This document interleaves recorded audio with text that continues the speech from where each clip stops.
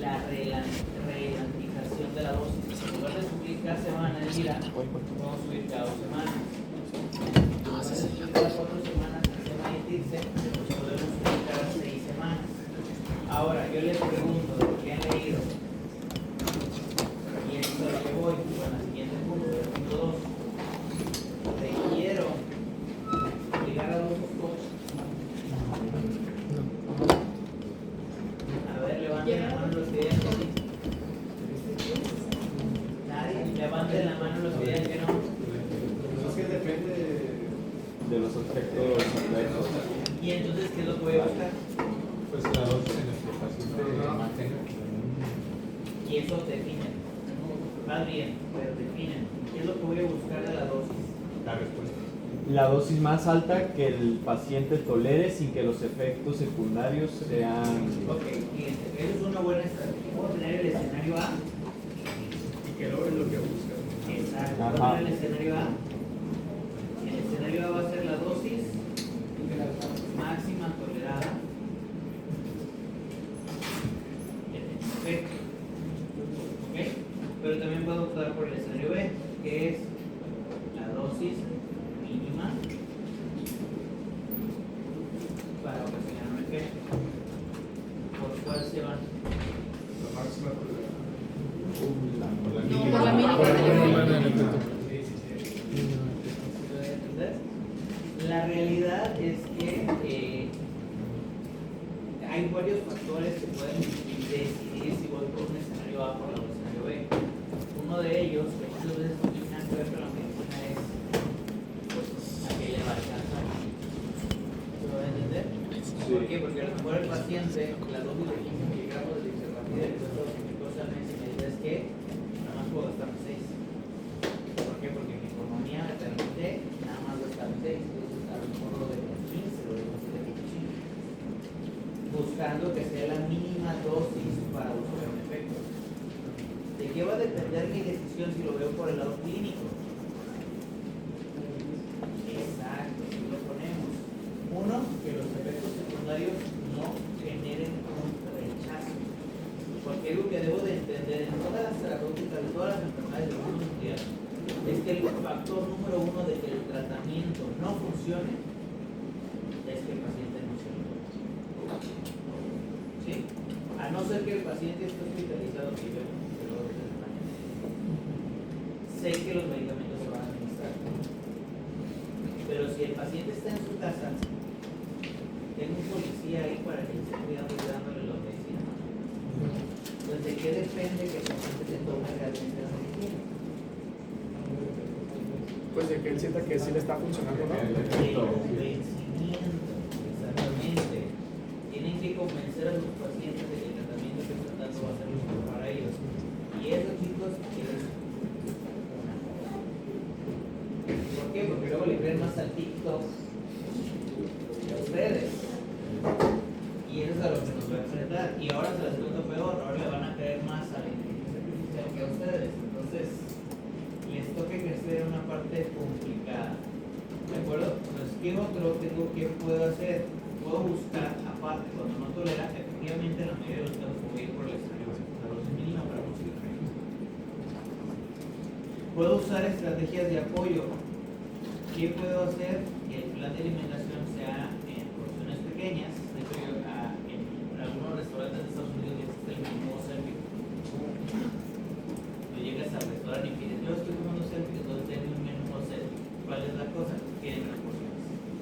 ¿Para qué? Para que no sientas que estás pagando por un platillo así y te comas así y te lleves a tu casa así y luego lo tires porque tampoco lo vas a comer en tu casa porque quién sabe. Eso nos lleva, quiero comentarles nomás para que vean cómo va a cambiar esto la situación de consumo del planeta, que se me atrevería a decir. Aquí reportó Texas que tuvo que regresar 500 talleres de comida que van a las tiendas de Walmart, Sam's, Costco, porque la gente no compraba las cantidades que se compraban. ¿Y esto por qué es? Porque tienen hambre, porque 7 de cada 10 americanos, gringos, están tomando ¿qué? Un análogo de ¿de acuerdo? Bueno, cerrando el comercial, hay que evitar el consumo de alimentos grasos. Eso es bien importante, porque no les va a dar hambre, pero hay que hacer todo el ejercicio posible y labor de vencimiento, para que se hidraten. ¿Por qué? Porque uno de los efectos adversos es la constipación, y si aparte no le meto agua, los pacientes van a llegar estreñidos. ¿De acuerdo? Actividad física regular y solamente en caso necesario uso de laxantes. Ahora, ¿qué laxantes es el que vamos a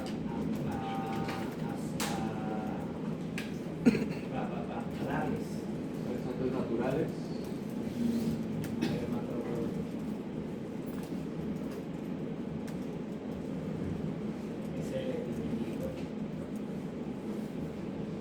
Ojo, macrogrol, no Nuliteli. El Nuliteli es para cuando preparamos un paciente para colonoscopía. O sea, que van a ir al baño toda la noche hasta que salga agüita transparente para que la cámara entre y vea todo. El macrogrol lo utilizamos mucho en pacientes con encefalopatía hepática para que garanticemos las 3 ocasiones al día para que la mujer no se acumule. Y les va mejor que los genócidos, porque los genócidos pueden llegar a ser un problema por la translocación bacteriana que pueden llegar a ocasionar. Por eso estamos hablando. Obviamente, si hablamos de coadyuvantes al tratamiento, como coadyuvantes sí podemos dar por ácidos naturales, que el ácido de que la papaya, que ya los cositas, ¿no? Pero como coadyuvante nunca le vamos a dejar que ese remedio sustituya al tratamiento. ¿De acuerdo? ¿Dudas? Y por lo último, lo que les decía, al final de cuentas, a pesar de que casi siempre sigamos el escenario B de tratamiento, la realidad es que debemos de individualizar a qué camino me voy a ir, la dosis máxima tolerada o la dosis mínima efectiva.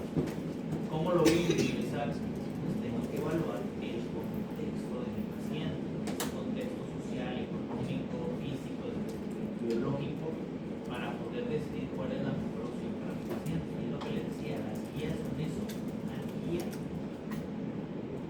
¿Sí? Pero al final de cuentas, quien decide y la responsabilidad de indicar detrás de quién es, nosotros.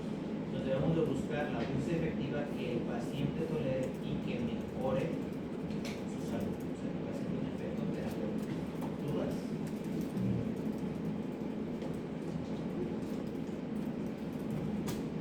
¿Estamos bien? Uf, que quisiéramos. La realidad es que es justamente la tarea. Y yo les pregunto, a ver, por ejemplo, los ensayos clínicos, cuando estaban estudiando clínica, decían, no, tiene el paciente, tienes un escenario que es doble ciego, le estás dando un placebo a uno de los grupos, tú no sabes cuál, porque es doble ciego. ¿Cómo garantizas la adherencia? Porque el comité de ética te va a preguntar, tú me estás diciendo que se tomó la medicina, ¿cómo lo garantizas? Eso sería lo mejor, pero ¿sabes cuánto cuesta un HPLC para medir metabolitos de la orina y hacer una mamografía? Sí, como 4.5 millones de dólares. UDG solamente tiene uno y está en cero. La mayoría de los HPLC se utilizan para toxicología y para análisis alimentario, porque es una técnica que no va a estar en la matriz, es como una espectrometría de masas. Pero por volumen, por eso se llama HPLC. El detalle es que hay muy pocos lugares donde tengan cuesta, y además cuesta donativo. Entonces imagínense lo que sería titular a todos los pacientes de todos los protocolos con esto. No habría dinero que alcanzara para los estudios. ¿De acuerdo? Entonces, no, esa no sería la alternativa. ¿Qué otras se les ocurre? A ver si llegan a la conclusión de las dos que están validadas. Son muy simples. Buena, no, ¿qué quisiera yo? Pero no se puede porque ética nos vale si que no está bien. No puedes porque estás con un ciego. Hasta que no haces el análisis estadístico y rompes el ciego, tú puedes saber cuál, pero no está bien.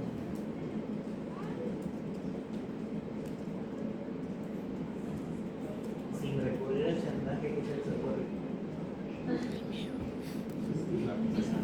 ¿Mande? No Realmente, éticamente, solamente se permiten dos cosas para darnos cuenta, y al final de cuentas es un volado, entonces no los vinculamos. ¿Cuál van a ser? Una es una escala que se llama escala de Morisky-Green, que es un cuestionario en el cual apelas a la honestidad del paciente de a ver si está tomando o no está tomando su medicina. ¿Sí? Son de 6 a 10 preguntas dependiendo cuál de las variables del cuestionario agarren. Esa es una. ¿Ok? La otra es el conteo. ¿A qué me refiero? Si es unas tabletas, pues ya les viste de cuenta esto. Sí, ¿mande? Sí, por eso se hay que pedir al paciente que lo traiga. Eso es a lo que voy, no lo podemos estudiar, pero sí lo podemos invitar asertivamente a que se Ahora, hablando de esto, puedo citar lo que nos dijo Sócrates desde la antigüedad Grecia. Sócrates no, Sócrates. Ustedes hacen un juramento hipocrático. Y Sócrates desde hace miles de años no está dispuesto a renunciar a aquello que Ah, en escala de Morisky y el conteo de tabletas o la presentación en la consulta. Van a ser las únicas dos medidas. tampoco ustedes tienen que cuidar la calidad de vida documental. Pero no importa que esto aplica, no importa, porque ¿qué va a hacer? Y es triste, porque esto como sea es obesidad, pero aún no es obesidad. Y los pacientes quieren hacer la metodología que seguir tomando sus libros. Y a lo mejor, y eso se lo van a ver, les juro que van a ver cuando lo orden interno, ¿no? Por paciente que llega, diagnosticas y es un TNM 2A, un estadio bastante tratable, no quiere tratarse, se va a medicinas alternativas, 6 meses regresa y es un estadio 4 metástico y ya no se está mal. Bueno, si lo palias y consigues un descuento en nada.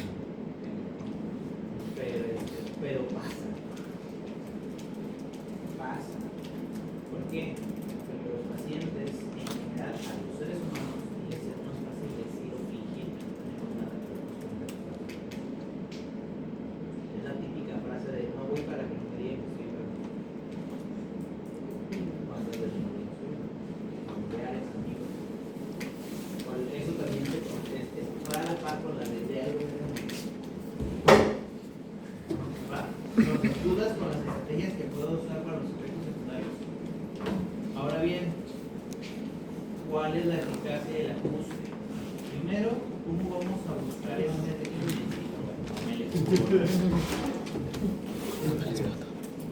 Me sorprende que siendo 19 y de sexto no se han puesto de acuerdo para que los que estén hasta adelante tomen la foto y la suban a chat y nada más lo descarguen. Digo, Mejor pase la presentación. sería más fácil y le dieran mejor calidad que cada quien las formas, ¿verdad? Eso es bien. Después del examen. Ahí está, ponte. Y acomoda la tabla. Sí, pero mínimo me aseguro que se metan a su galería y no la vean la próxima vez que vayan a borrar. ¿Va? Entonces, la intensificación, chicos, que era lo que les decía, ustedes van a empezar con el medicamento acá, ¿no?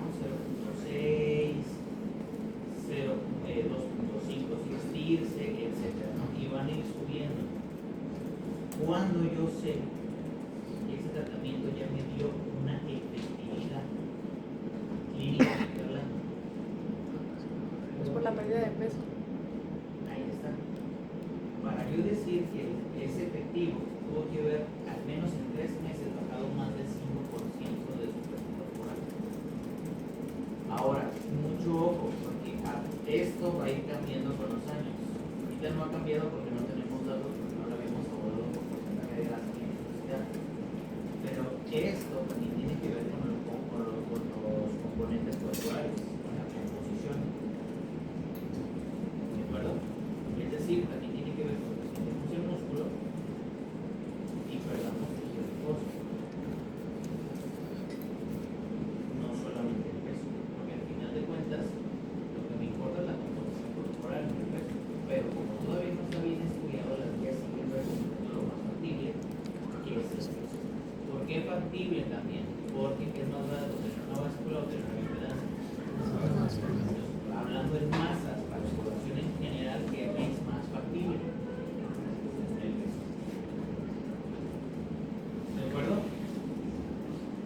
¿qué hacer?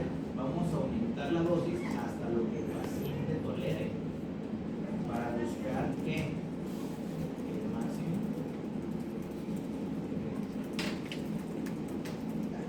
El que es lo que les decía, dependiendo del paciente. Un paciente que llegas a una dosis pues, muy alta, no presenta ningún Ahorita vamos a ver más. O sea, no presenta ningún síntoma adverso. Ajá. O no presenta ninguna mejora aquí. Pues ni mejora ni adverso, porque me ha tocado ver pacientes. Si no presenta ningún signo adverso, puede seguir subiendo hasta la dosis máxima.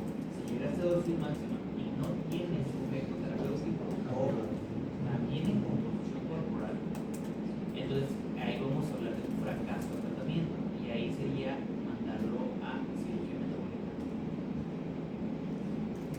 Que más adelante vamos a ver los criterios para eso. ¿De acuerdo? Entonces, ¿qué es lo que vamos a considerar siempre que evaluemos un paciente? Número uno, se los dije, la adherencia. Antes de buscar cualquier cosa, la adherencia. Y aquí yo agregaría, si tiene una técnica especial, el fármaco, la técnica. Afortunadamente, las plumas que tenemos nosotros, o que se venden de estos medicamentos, vienen con una aguja o un sistema de aguja que es imposible que la inserte más de donde va. ¿Sí me doy a entender? O sea, no vas a meterlo a tejido muscular porque la dosis que es subcutánea. ¿Qué pasaba? Por ejemplo, el Mounjaro cuando recién salió en enero lo vendían en viales, no lo vendían en plumas. Entonces comprabas el vial y había que con una de insulina jalarlo y luego aplicarlo, pero las de insulina, si las colocas muy rectas, sí alcanzan a llegar al tejido muscular. Entonces, ¿qué pasaba? Se lo metían al músculo y ¿de qué servía? De nada. Entonces, siempre hay que buscar también la técnica. Preguntar bien cómo se lo colocan. Esto también va para las insulinas. Cuando vayamos a hablar de insulinas, hay que recordar a los pacientes las técnicas de colocación. ¿De acuerdo? Porque si no, estamos haciendo. Bueno, esta vamos a pasar. ¿De acuerdo? Segundo, acuérdense, no somos pesocéntricos. Estamos buscando calidad de vida. Entonces tenemos que mejorar o dar medidas que corrijan la calidad de vida.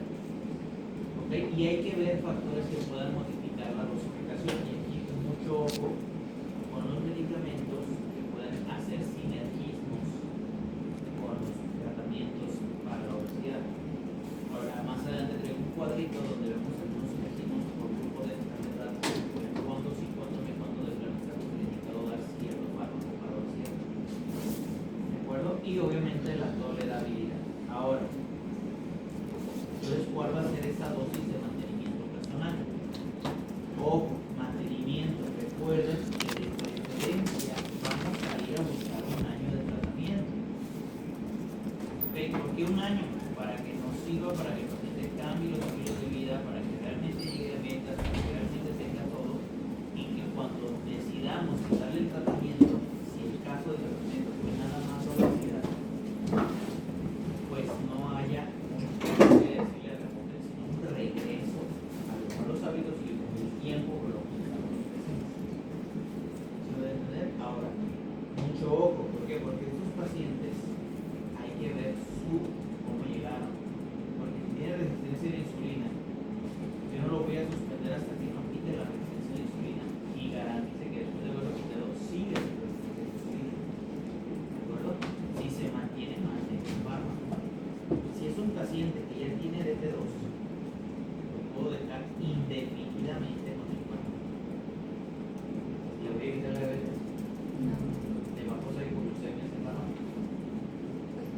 Indefinidamente con el fármaco, porque aparte, acuérdense que aquí aplica prevención secundaria. Estos fármacos tienen estudios que hacen, que evidencian que va a mejorar el riesgo cardiovascular, que va a reducir la falla cardíaca y el remodelación. Y también tienen estudios con evidencia de que va a tener la progresión de enfermedad renal, cosas que sabemos que el médico se va a complicar. Entonces, ¿para qué se lo quita? ¿De acuerdo? Por eso es mantenimiento personalizado. Depende de mi paciente. ¿Ok? Y aquí voy. Una vez alcanzada la meta de la reducción clínica, vamos a buscar ahora sí la dosis mínima efectiva. Ya vieron cómo optamos por A, ¿Cuándo le voy a dar a la dosis máxima tolerada? Cuando mi paciente no haya llegado a metas de su consumo corporal y lo tenga que llevar a metas. ¿Cuándo lo voy a llevar a ver? Cuando ya llegó a metas, no solamente lo estoy. Ahí hay algunos artículos en la literatura de algunos autores que están hablando, sobre todo cuando hablan de sensibilización y de término de sensibilización. ¿A qué se refiere el término de sensibilización? Específicamente el envejecimiento celular. Y en ese término existe una serie de autores e investigadores que están tratando de tratar el envejecimiento y le llaman la teoría del superenvejecimiento. Y dentro de esta teoría, los GLP forman parte de lo que ellos recomiendan para envejecer más lento. Ahí también están beta bloqueadores cardioselectivos, porque de esta teoría dice que el corazón hace una cierta cantidad de latidos y entre más lento lazca, más cantidad de latidos ahorras. Digo, es una teoría, no está comprobada, pero es algo que les platico nomás como dato curioso. Tiene publicaciones en PubMed que hablan de esta teoría, pero es eso, teoría. Bueno, no hay ningún ensayo clínico ni nada que demuestre que esto sea realmente real. ¿De acuerdo? Entonces, ¿qué es lo que vamos a tener? Un peso adecuado, y voy a cambiar la palabra otra vez, una composición, unos componentes corporales adecuados y una remisión de las comorbilidades siempre que sea posible. Ese va a ser el objetivo terapéutico al tratar la obesidad. Si yo ya no puedo remitir la comorbilidad, o sea, ya no le puedo curar la diabetes, no le puedo curar la hipertensión, nada más entonces que voy a, en lugar de remisión, la palabra en que se va a convertir en un problema adecuado. ¿De acuerdo? ¿Estamos bien? Sí. ¿Cuáles van a ser los principios claves en el mantenimiento? Dosis mínima que mantenga respuesta clínica sin pasarnos de las dosis altas toleradas. Ahí está. ¿Qué beneficio tiene ya esta estrategia? Pues si lo vienes a tenerlo a dosis de 3, de 15, de 2.4, con los diferentes que le uno, si lo bajas a las dosis mínimas que te den un efecto, pues la tolerabilidad que va a ser muchísimo mayor. ¿De acuerdo? Hay menor riesgo de efectos adversos cuando estamos dosando la dosis. Obviamente esto va a favorecer la adherencia a largo plazo y también nos va a salir más barato. Novo Nordisk ya pensó en esto, nos tiene un producto, reunión con ellos y la bueno, a ver si ya sale a la venta, que es una incretina oral. Pero ojo, porque se maglutida oral, el reverso es muy específico, tienes que tomarte las vacunas, los lineamientos y tal. Este nuevo, la molécula la cambiaron y ya no importa la hora que lo tomes. Y está buscando la dosis mínima necesaria para que este fármaco nuevo que van a sacar sea el de mantenimiento a largo plazo.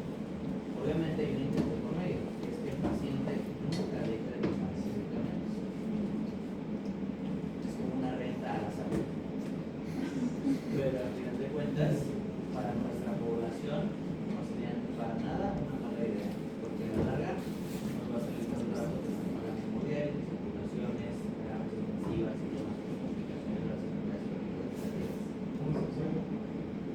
A nivel gástrico, no es que la molécula cambia para que la acidez o la falta de acidez después de la alimentación ya no afecte la ¿dudas? ¿Dijo el nombre ahorita? No, esa les digo el nombre cuando me olvide la empresa. Ese está en fase 2, pues todavía viene como clave y tiene un NPC de gigahertz.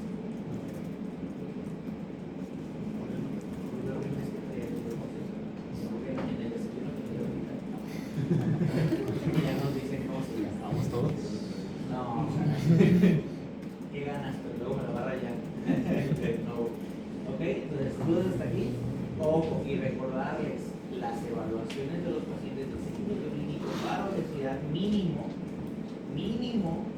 es cada 3 meses.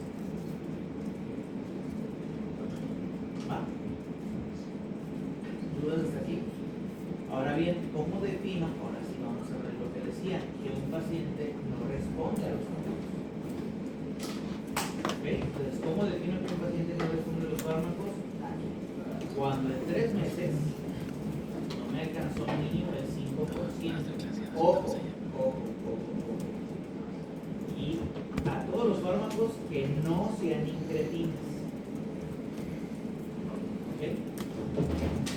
Pero como las incretinas tienen mayor efectividad a nivel composición corporal, no me voy a ir tanto por el peso en corto tiempo. A las incretinas les puedo dar hasta 18 meses para calcular el peso.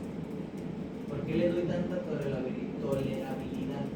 Porque van a cambiar la composición y a lo mejor no el peso. Entonces por eso les dan más tolerabilidad a las incretinas. Para decir que falló una incretina tenemos que esperar o podemos esperar hasta 18 meses. Actualmente la nivel más alto son los 9 meses. Pero podemos promediar que creen que estamos hablando de tratamiento mínimo. A los 12 meses que sería un año. Entonces si al año ya hubo un fracaso de la incretina, ya podemos pensar en la cirugía bariátrica. ¿De acuerdo? Y hay otra acepción.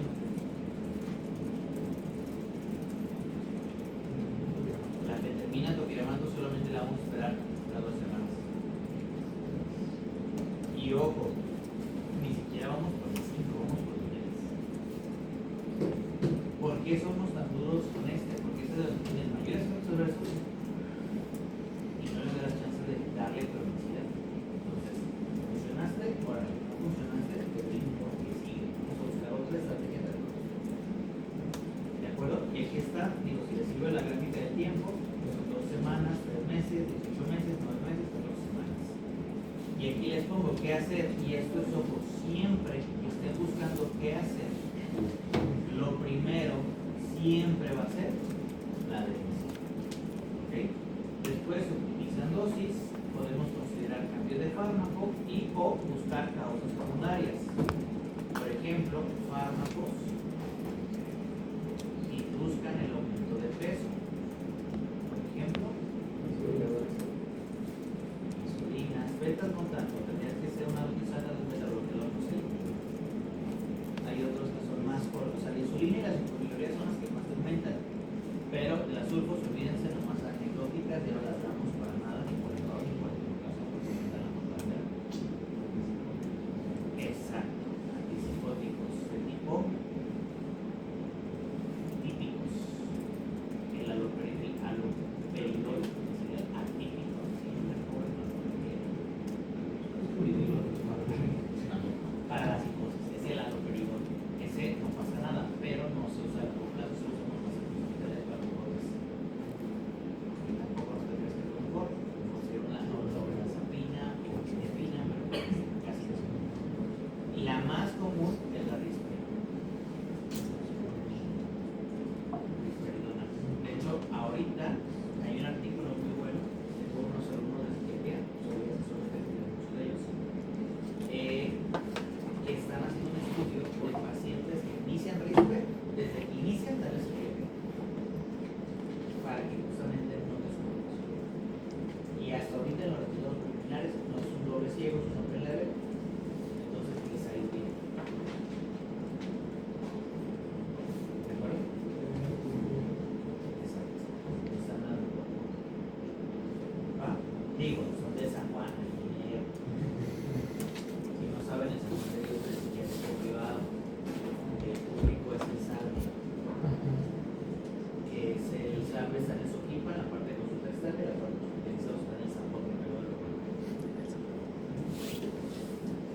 estas materias tienen su relación con el IMSS, de San Juan, pero no tienen hospitalización todavía, y esa como el dato histórico, todos los que estaban en el hospicio Cabañas viviendo como, o sea, que estaban hospiciados, se mudaron a esa parte. Entonces hay pacientes que tienen 60 años hospitalizados. Cierro mi dato histórico. ¿Va?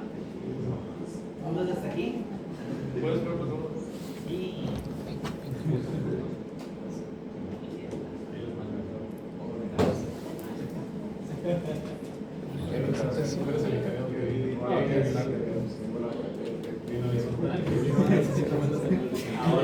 ¿Se acuerdan lo que les dije? ¿Se acuerdan lo que les dije de las interacciones y las correlaciones topológicas? Este círculo está muy padre porque nos dice cuándo sí y cuándo no. De entrada.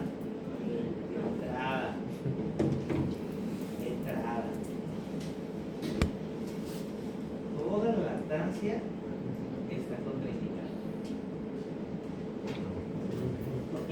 ¿Por qué? Porque todos estos fármacos, llámense orlistat, naproxeno, bupropión, liraglutida o semaglutida, rebasan la barrera. O sea, no, es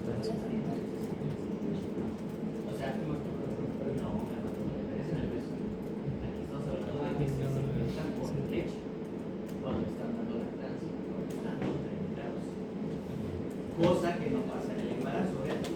En el embarazo prácticamente todos están bien y el único que vamos a dar con cierta precaución va a ser la semaglutida. ¿Ok? Pero vean, ¿cuáles están prohibidos? Voy a ir a los prohibidos nada más. Están prohibidos en enfermedad coronaria y en hipertensión, obviamente, la naltrexona bupropión y la fenilalatonina. ¿Por qué? Porque van a aumentar el riesgo cardiovascular y la remodelación cardíaca. Está prohibido el orlistat en colilitiasis porque va a empeorar el cuadro quirúrgico, incluso puedes exacerbar la colilitiasis. Están prohibidos los GLP-1 en pancreatitis. La única contraindicación absoluta. La otra, es muy rara, sería que tuviera un antecedente directo de primer grado de cáncer con tiroides. Fuera de eso, medular de tiroides, lo checamos.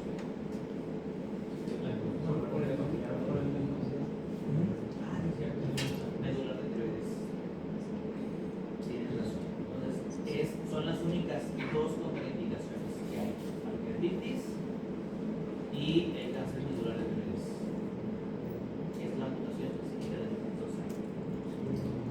Y luego, obviamente, naltrexona bupropión en trastornos depresivos y trastornos de la conducta alimentaria. ¿Por qué? Porque van a interactuar directamente con los tratamientos antidepresivos y los tratamientos farmacéuticos. ¿Va? ¿Dudas hasta aquí?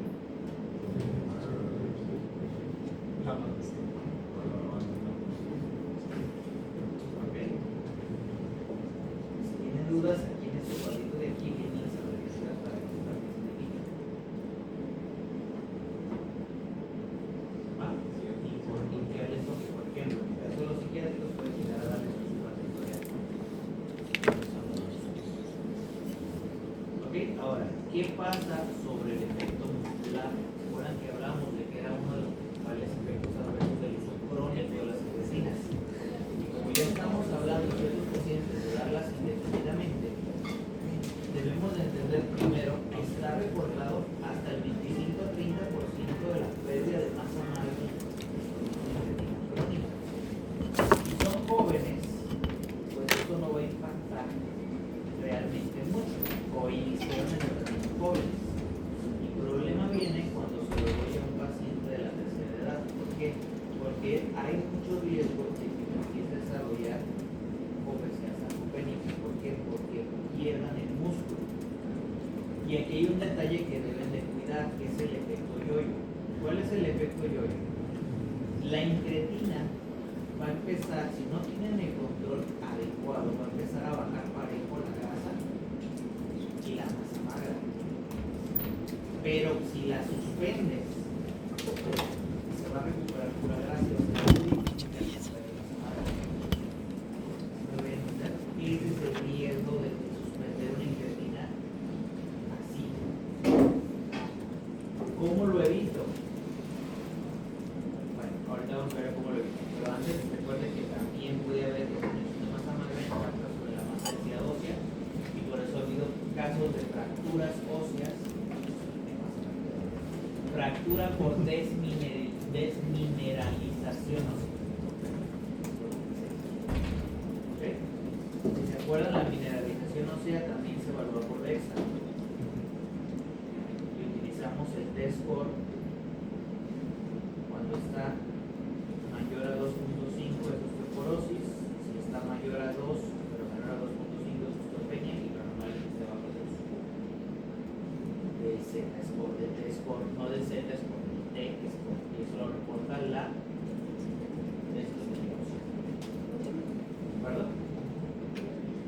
sí, ¿qué vamos a hacer con ese paciente para proteger la masa muscular? Que es lo que no les dicen cuando agarran el medicamento porque lo vieron en las Kardashian. Primero, que debemos de hacer entrenamiento de fuerza y resistencia 2 o 3 veces por semana. Después, preguntarizamente, ¿qué es la ingesta mínima diaria de proteína?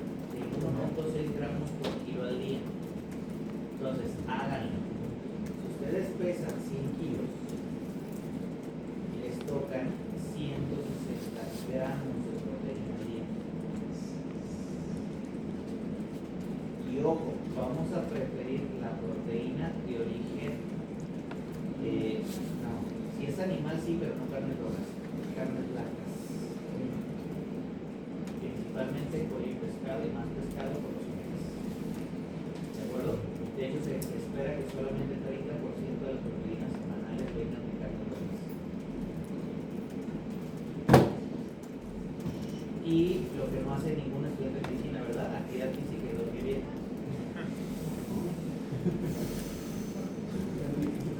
Ahí se los dejo. ¿Ok? ¿Dudas? No, Un segundo. Ok, la siguiente sería, bueno, no me voy a detener a explicarlas. Nada más quiero que lo tomen en cuenta. Que es la obesidad conlleva múltiples factores endocrinológicos. Recuérdense que tiene con su tejido endocrinamente activo. Entonces, estos pacientes con obesidad se deben de estudiar ciertas cuestiones. Unas son obligatorias y las otras solamente en caso de presentar síntomas. ¿Okay? Esta es la única obligatoria, que es tengo que hacerle a todos los pacientes que voy a iniciar a tratar por obesidad un perfil tiroideo. Ese sí es para todos. ¿Ok? El estudiar las suprarrenales o estudiar la salud reproductiva dependen de que presenten síntomas asociados a alteraciones suprarrenales o alteraciones reproductivas. Si es suprarrenales va a ser Cushing y eso ya se sabe en la clínica, ya la vieron en función.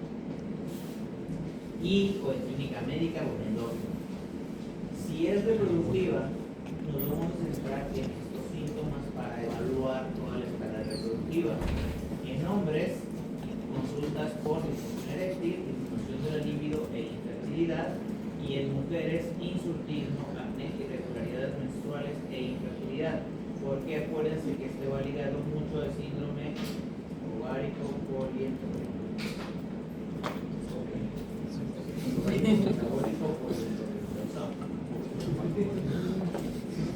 Pero dije bien, no me acuerdo cómo se llama. ¿Ok? ¿Qué les vamos a pedir? A los hombres testosterona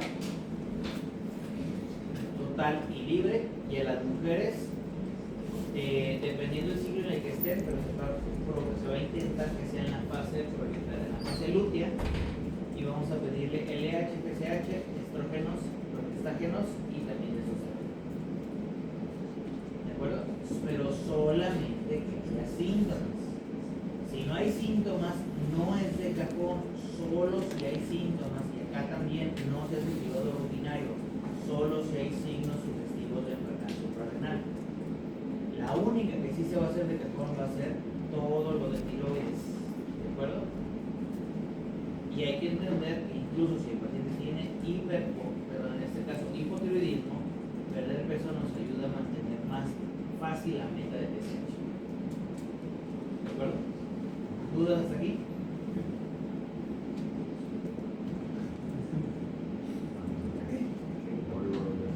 Bien, ¿cuáles van a ser las indicaciones y el rol de la cirugía bariátrica? Que le hemos mencionado, pero no lo hemos hablado de todo al final. Ahorita prácticamente no se recomienda que sea la primera entrada para tratar la obesidad. ¿Por qué no? A pesar de que tiene unos excelentes resultados, incluso resultados que van por encima de Dirsel, por encima de SEMA en cuanto a todo, tienen un pequeño problema, y eso es que tiene que haber seguimiento de los pacientes de cirugía bariátrica de por vida. Nunca los van a poder egresar. Segundo, pueden cursar con complicaciones por la reducción de la mucosa gástrica. Las más comunes, hipovitamiноsis liposolubles, trastornos de mala absorción, hasta anemias, como por ejemplo la anemia perniciosa por disminución de factor intrínseco. ¿De acuerdo? Entonces hay que suplementar muchas cosas. Por eso no es como que sea la mejor opción de inicio. Pero si somos realmente honestos con ello, prácticamente reducen del 25 al 30% de todo lo que sería el peso. O sea, todavía es más que TIRSE, que es la más potente ahorita, que solamente es el 25%. Segundo, de TIRSE de SEMA no hay seguimiento más de 10 años porque el medicamento no tiene 10 años. O sea, SEMA, que es la más, bueno, Lira, que es la más antigua, que va a los 9 y SEMA tiene como 6. Y TIRSE salió en enero aquí en México. Y en Estados Unidos salió el año pasado. Entonces, pues no tenemos estudios de tanto tiempo, pero si hay estudios que bariátricos, y eso es lo que les decía, 20 años. Mantienen por más tiempo, hasta 20 años, ¿ok? Y en este caso va a ser el gol estándar para el tratamiento de obesidad severa que corresponde a tratamiento médico. ¿Cuándo la voy a indicar? Principalmente se indica como intento de remisión de enfermedades como diabetes tipo 2, donde hasta el 86% de adolescentes que son sometidos durante la adolescencia a cirugía bariátrica por obesidad llegan a quitarles todos los medicamentos por diabetes. Llega a haber una reducción de la diabetes. Lo que más mejora, apnea obstructiva del sueño y el síndrome, la esteatohepatitis asociada al metabólico. ¿Ok? Pero, como les dije, también conlleva toda la disminución de la mortalidad. Disminución de cáncer por obesidad, disminución de riesgo cardiovascular por obesidad, disminución de mortalidad general por todas las cosas de la obesidad. ¿Por qué? Porque esto quita ese factor. Cuarto punto, incluso después de la cirugía bariátrica, si por ejemplo tengo una situación subóptima, le puedo dar diabetes. Si me debe entender, puedo hacer una combinación de ambas. LP, luego cirugía bariátrica, si no hubo respuesta, cirugía bariátrica, y si es respuesta parcial, Y el tratamiento del GLP se mantiene dos más indicaciones. Porque ya tendrías que estar en mantenimiento y no en pérdida. ¿Ok? Y ojo, otra vez, la mejor edad para intervenir con cirugía bariátrica en obesidades severas es en la adolescencia. Ojo, el consenso que salió es un consenso para adultos, de Lancet, de leer. Las guías de obesidad de pediatría siguen perfilando el IMC.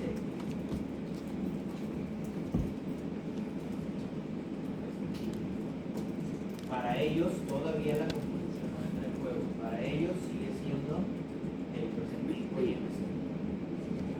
Esto ya lo van a ver en pediatría cuando semestre, que es eso de presentir, prácticamente una campana de dos, edad, sexo y talla, asociado a en este caso el factor que es el IMC. Entonces, cuando decimos que hay sobrepeso, cuando está arriba de la 75 y obesidad consagrada al 21. ¿De acuerdo? ¿Dudas hasta aquí? Ahora, ese es el detalle. Sí, perioperatoriamente tiene una mortalidad baja, 0.032%, pero requiere monitoreo. Ese va a ser el gran pero. Y sobre todo para prevención de pérdida de micronutrientes, compensación de ellos. Y ojo, que eso también tiene un efecto adverso, la pérdida de masa magra, pues también hay que evitar las acompañantes. ¿Dudas de la cirugía bariátrica?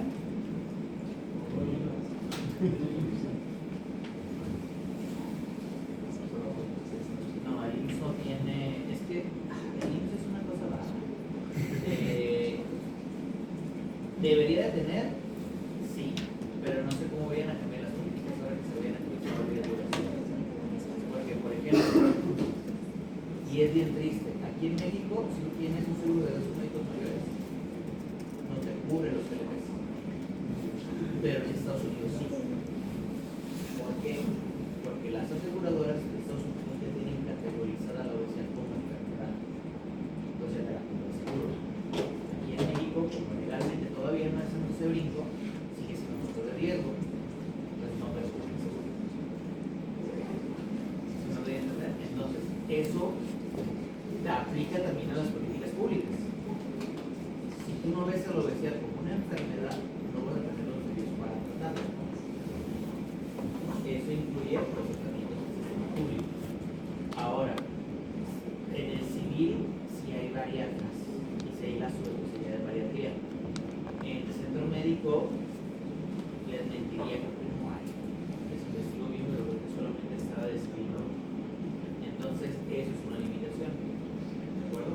Pero no los van a poner hasta que esto no se normalice. Y no me refiero normal de que se haga normal, sino de que haya una norma oficial mexicana que identifique esto. ¿De acuerdo? Pues debe de echarse. ¿Ok? ¿Dudas? Muy bien. Ahora, para cerrar el tema, por equipos se dieron cuenta que las mujeres aparecen una tarea de obesidad. Entonces, hay que completar el primero el caso clínico que vimos de obesidad. ¿Sí? Y después hay que completar esto, que también ya están mezclados, ya les puse mezclados en estas dos, ya tienen la imagen para que se tomarle fotos, ya está ahí mezclado la captura. Se las explico. Prácticamente es que me expliquen en la primera pregunta cómo las hormonas incretinas afectan la prediabetes, el hígado graso y las alteraciones sexuales. Segundo, de cada incretina de los tres fármacos me van a poner mecanismo de acción principal, porcentaje de pérdida de peso en 78 semanas, efecto en prediabetes, efecto en hígado graso, efecto en las endorfinas y efecto en riesgo cardiovascular general. Busquen los estudios, que es el Pioneer, que es el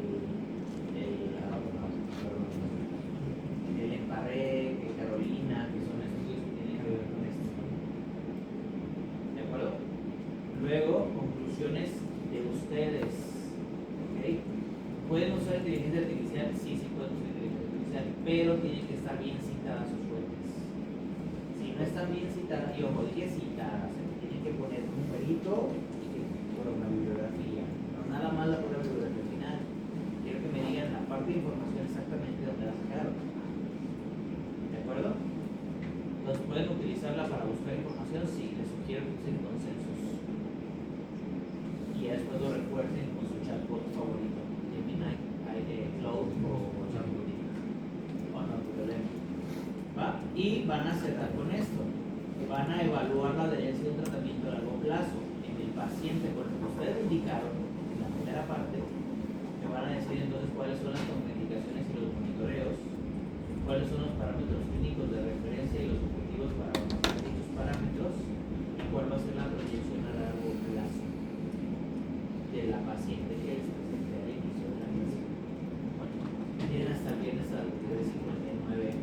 Si hacen equipos, pero se sube individual, pues aunque sea la misma por equipo, se sube la misma, pero cada quien la suya. Que sea igual, por favor, no le editen nada más, la que sea en equipo, la misma, suben los 5 integrantes. Sí, porque es un equipo. Sí. Y obviamente la calificación va por equipo. Eso es para enseñarles a que la medicina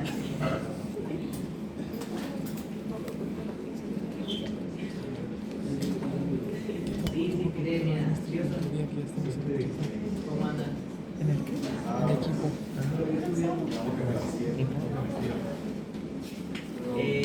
Te pidieron